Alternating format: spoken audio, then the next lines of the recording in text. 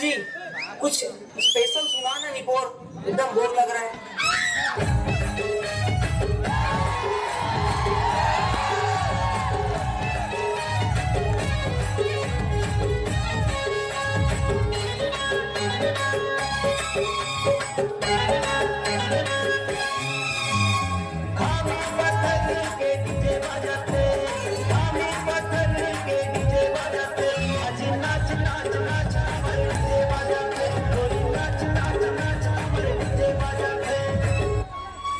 अरे ये सब हटा रहे सावन की घटना, चल अपना चला, चल अपना चला, चल दे।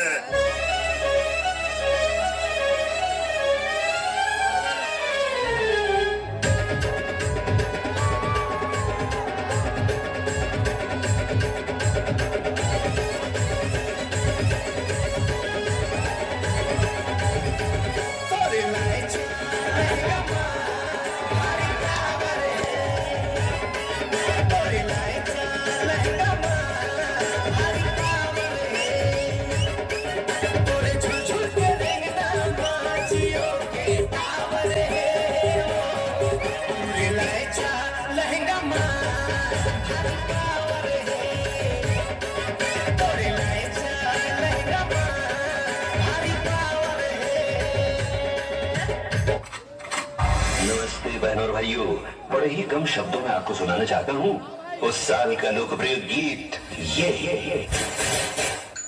तू तो गर्दा उड़ा देले बाड़ू, सगरो तुहरे चर्चा बा। रास्ता चला ताड़ू तो देसी पाउडर उड़ता।